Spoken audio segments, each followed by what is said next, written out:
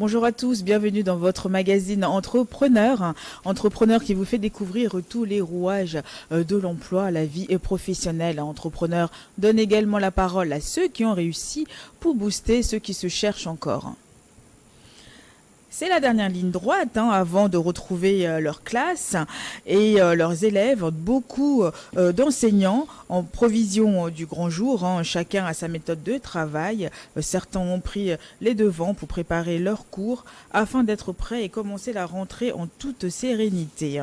Monsieur Agbetoglo Gilbert, docteur en médecine et enseignant universitaire, est avec nous ce matin pour nous parler de comment préparer sa rentrée en tant qu'enseignant. Et puis en deuxième partie de l'émission, bien sûr, Coco nous présentera le métier de la semaine. On va continuer, je pense, sur le métier de BTP qui nous a présenté déjà la semaine dernière, puisque la liste est longue. Bonjour messieurs. Bonjour madame. Je suis bien entourée ce matin. Ah oui. Donc, monsieur Agbetoglo, comment ça va? Ouais, je vais super bien, très grâce bien. à Dieu. Rends grâce à Dieu. Ouais, c'est la dernière semaine là. Ouais, bon, il faut dire qu'on a encore une dernière semaine pour préparer la rentrée, quelques jours. Ouais, c'est bien détendu, bien serein. Vous allez arriver en force alors? Ah, exactement. Là, c'est les derniers instants pour essayer d'éliminer un peu le stress et essayer de se concentrer, histoire de mieux préparer sa rentrée. C'est important, surtout avec. Vous avez combien d'élèves par cours?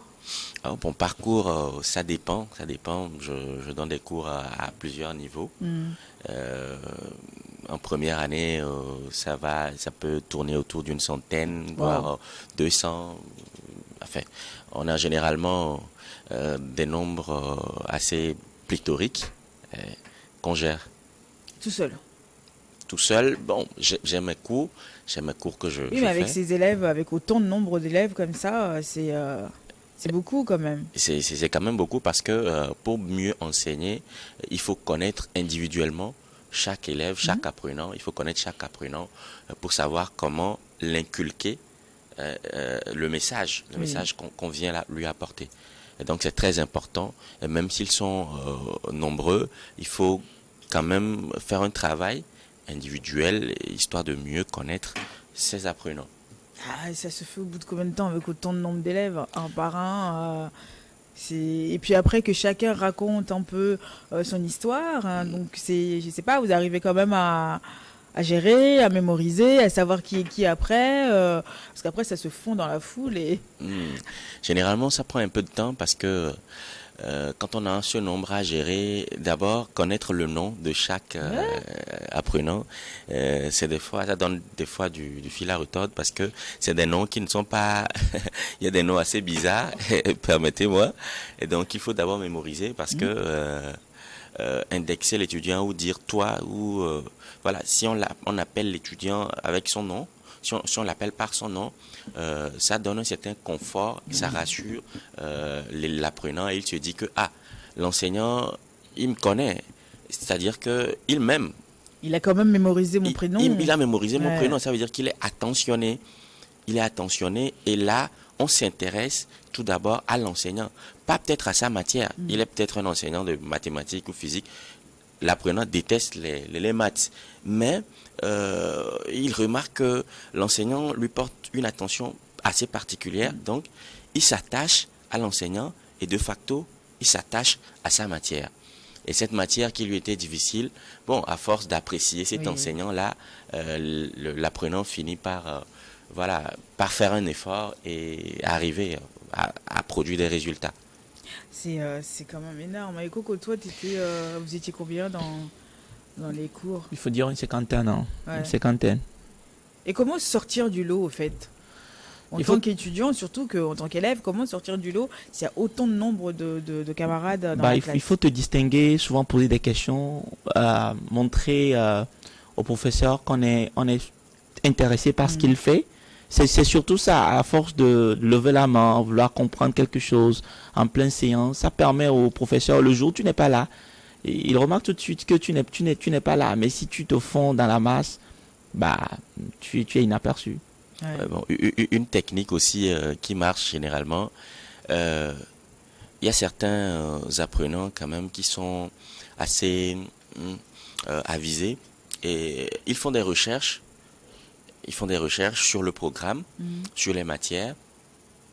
Et si j'arrive pour faire un cours, mon cours, je dis n'importe quoi, c'est l'anatomie par exemple. La première question que je vais poser aux apprenants, qui a une fois entendu parler de l'anatomie ou qui sait ce que c'est que l'anatomie? Et là, un étudiant prendra la parole ou un apprenant prendra la parole et l'apprenant va m'étonner de par son intervention parce que quand il finira de parler, je vais lui poser la question, mais est-ce que tu as une fois déjà fait la salle? L'apprenant dit non, qu'il a eu à faire des recherches en amont. Et ça, comme ça, l'apprenant, ça fait un début assez accrochant. Un début assez accrochant. Et prochainement, quand on rentre encore en salle, on entre en salle, on cherche à voir cet élève-là, cet apprenant-là, et on lui pose des questions. Et voilà, sans le vouloir, on a un penchant. Sans le vouloir, l'enseignant, on doit être on doit avoir la même attention vis-à-vis de tous les apprenants.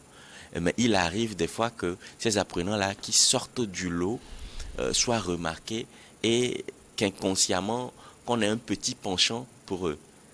Parce que moi, je suis en train de visualiser un peu, là, le nombre, la foule, quoi, parce que 50, 100, c'est quand même beaucoup. Mais après, se dire que il y a quand même des élites qui sortent de ça, c'est quand même énorme, quoi. Oui, il y a toujours des apprenants assez exceptionnels. Ouais. Des apprenants qui ils savent où ils vont.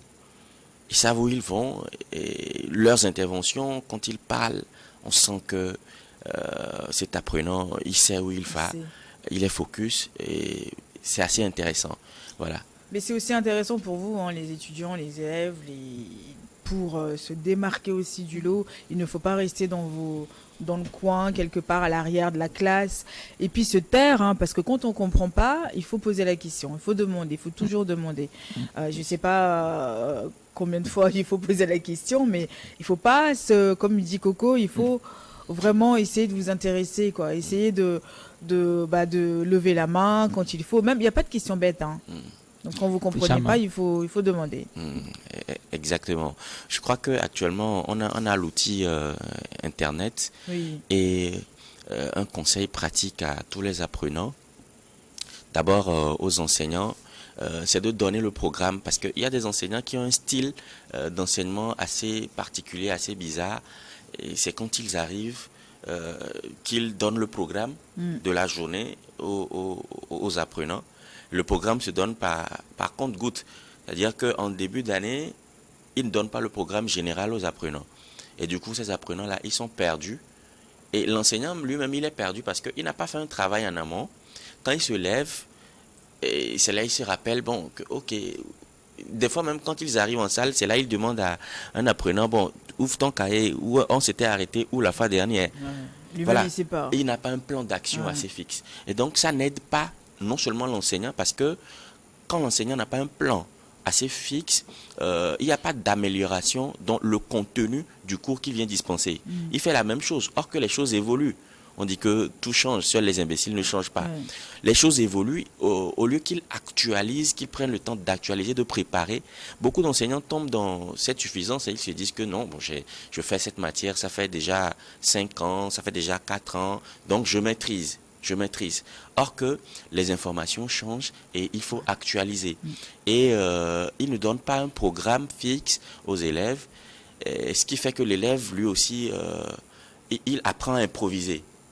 Il apprend à improviser parce que c'est l'enseignant qui lui inculque cette valeur à improviser. Et il va aussi improviser quant à ce qui concerne ses devoirs. Il va attendre la veille pour bosser. Oui, c'est ça. Il va attendre la veille pour bosser pour ses examens. Or que s'il a ce programme-là, il sait que cette semaine, voici ce qu'on va faire. Et là, il pourra aller sur Internet, il pourra chercher un peu, avoir certaines notions. Et quand il arrive, l'enseignant, il ajoute pour lui et ça fait un tout complet. Et donc, ça permettra à cet apprenant-là d'avoir 50% du contenu avant de rentrer à la maison. Et là, il ne fera plus assez d'efforts pour pouvoir mémoriser. il comprend et il s'accapare en fait du contenu. C'est une question d'organisation. Oui. Oui, et si ce que je voudrais ajouter, c'est que quand on est à l'université, par exemple, vous voyez, en faculté, dans une salle, pour un cours, 1500 étudiants. Vous imaginez 1500 étudiants pour un seul professeur. Donc, si l'étudiant n'a pas une vision claire de ce qu'il veut vraiment faire de son année, et sache comment accrocher le professeur, c'est difficile pour un professeur de venir être attentionné pour 1500 ou 1000 étudiants. Ce n'est pas aisé. Pas du tout. Oui, mais de l'autre côté, moi, il faut dire que les étudiants ou les apprenants aussi ont leur part, hein, mais beaucoup plus. Moi, je vais mettre voilà, un point sur... beaucoup plus mettre l'accent sur les enseignants, les apprenants, les enseignants. On a ces genres de facultés où il y a 1500, il y a 2000 apprenants, mais il y a certains enseignants qui arrivent quand même à se démarquer du lot. Et à ces cours, au cours de ces enseignants, vous allez voir tous les étudiants, tout le monde, tous les étudiants se bousculent pour venir suivre le cours parce que le cours est assez intéressant. Le style qu'adopte le professeur, le style est assez intéressant, le contenu est assez intéressant. Quand tu viens et tu t'installes en salle, tu ne peux que repartir avec une certaine joie. Et voilà. Donc, puis être motivé à revenir après. Très motivé à revenir après. Mais il y a certains profs qui arrivent et trop strict. Il se fout que l'étudiant comprenne ou pas. Bon, il est là, c'est pour faire son cours. Or que normalement, de la même manière que les apprenants sont évalués, les enseignants aussi sont évalués. Normalement, les enseignants sont évalués sur ces critères. Parce que on est enseignant. Qui évalue, puisqu'il se base sur quoi? C'est les élèves les questions sont posées aux élèves? Comment ça se passe? Oui. Normalement, en cours d'année ou en fin d'année, où il y a des questionnaires, oui. Comment on les appelle? Enfin, des petits questionnaires qu'on donne aux apprenants et ils vont essayer de répondre des questions qui sont posées concernant le style du professeur. Est-ce que le cours, ça passe? Voilà, des petites questions que les élèves répondent. Et après, on essaie de collecter et après, on essaie de faire des tableaux, de sortir les statistiques et autres, et pour sortir un résultat. Et aussi, en fin d'année, l'enseignant a fait un cours à 1000 apprenants. Et sur ces 1000 apprenants-là, il y a juste eu que 200 ou 100 qui ont validé. Bon, ça veut dire qu'il y a un souci. Oui. L'enseignant ne pourra pas dire que ma matière est assez compliquée, très compliquée au point où, bon, c'est normal, s'il y a un résultat, un taux de réussite de 10%, c'est assez normal parce que la matière est compliquée. En réalité, c'est ce qu'on demande à l'enseignant. La matière est compliquée, mais de remettre la matière au même niveau pour l'apprenant. Descendre en fait pour que l'apprenant puisse quand même comprendre la matière. En fait, c'est ça le rôle de l'enseignant. Ce n'est pas de venir montrer aux apprenants qu'il est bon, qu'il est super doué. Il y a des enseignants, il arrive sans PC, sans rien, et il vient, il parle, il dit le cours, il parle pour montrer aux apprenants qu'il maîtrise, c'est son domaine. Mais le cerveau peut toutefois la mémoire peut toutefois nous trahir. Ouais, et quand on vient, on parle comme ça, on n'a pas de plan. Et donc, on parle en désordre, on oublie des choses, on revient après. Mais ça n'aide pas l'apprenant, en fait. Ça n'aide pas l'apprenant parce qu'il n'y a pas un plan. Et l'apprenant, il est perdu. Et donc, il faut quand même que les enseignants travaillent sur ce côté. Sur ce côté. Oui. Bon, oui, ce que je voudrais dire aussi, c'est qu'il y a certains enseignants, ils maîtrisent leur cours, maîtrisent vraiment le cours, c'est-à-dire qu'ils méritent ce cours, mais en souci de communication. Comment on dit ça, comment communiquer le cours d'une manière à atteindre, à mener les étudiants à pouvoir comprendre. Ils ont ces difficultés, vous allez les voir. Ils ne savent pas comment s'y prendre, par où commencer. Et à chaque fois que les étudiants ont envie de poser des questions, etc., il est constamment stressé parce qu'il ne comprend pas pourquoi ils ne comprennent pas. Alors que c'est lui-même qui est c'est lui-même qui est le problème, en fait. Ah, il faut vraiment qu'il revoie un petit peu, pas tout le monde, certains. Mais vous, monsieur Agbetoglo, qu'est-ce qui vous motive en tant qu'enseignant? Oh, ce qui me motive en tant qu'enseignant, personnellement, moi j'aime transmettre mes connaissances, personnellement. Du coup, depuis le collège, je regroupais les tout petits, le cours primaire, voilà, pour leur donner des cours et gratuitement aussi, parce que j'aimais ça, voilà. Et ça fait partie de l'une de mes motivations. Et quand j'entre en salle, c'est un défi pour moi. Je ne peux pas, le défi c'est que je ne peux pas donner cours à une salle, faire un cours à une salle pendant une année, et après, le retour, d'abord que les étudiants ne valident pas. Parce que si les étudiants ne valident pas, ça veut dire qu'à un niveau, je n'ai pas bien transmis. Parce que je transmets le cours avec des objectifs. La matière, elle est certainement vaste, mais il y a un objectif pour telle promotion, pour telle année. Il faut que l'étudiant en fin de cours ou en fin d'année puisse être capable de faire tel. Voilà. Et donc si l'étudiant ne valide pas, ça veut dire que mes objectifs ne sont pas atteints. C'est vrai, il y a des étudiants, il y a des cancres. Il y en a aussi, voilà, on peut tout faire, ils refusent. L'apprenant refuse de valider. C'est parce que ça rentre pas dans la tête, c'est ça. Parce que des fois, tu peux expliquer 20 000 fois, mais le déclic est pas là. Ouais, c'est peut-être parce que cet apprenant-là n'est pas motivé.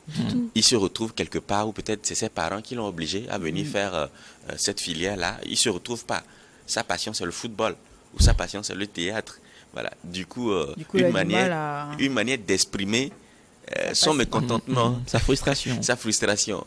Et cet apprenant-là, on ne lui fait pas l'affront de lui poser une question, de le désigner en salle. Il va transmettre ces ondes négatives-là autour de... à tout le monde. À tout le monde, voilà. Et comment vous planifiez la communication avec les parents d'élèves? Bon, cet aspect aussi est vraiment, vraiment très important. Ce que moi j'ai l'habitude de faire, c'est que à la rentrée, en même temps, j'avise les élèves. Je leur donne le programme général, mon programme général, et je leur dis en réalité, voilà les outils dont vous aurez besoin. Vous aurez besoin de tel livre, vous aurez besoin de tel, arriver à tel niveau, on fera la pratique, vous aurez besoin de tel matériel, je projette tout. Et on essaie de faire une estimation. Pour tel matériel, voilà le coût financier, parce que c'est les parents qui supportent cette charge financière. Et donc, ils doivent être au courant. Et là, comme ça, après cet entretien, l'apprenant peut rentrer à la maison et discuter avec ses parents. Bon, voilà, on nous dit que on va faire ceci, arriver à tel niveau, on fera tel. Et comme ça, le parent se prépare en même temps. Oui. Le parent sait que, bon, voilà, mais les charges qui me seront... imputé et il faudrait que le parent, parce que la vie est vraiment, les temps sont vraiment assez durs, très durs. Les temps sont très durs. Ouais. Voilà. On va revenir sur ça, on marque juste un temps de pause, on revient après le journal.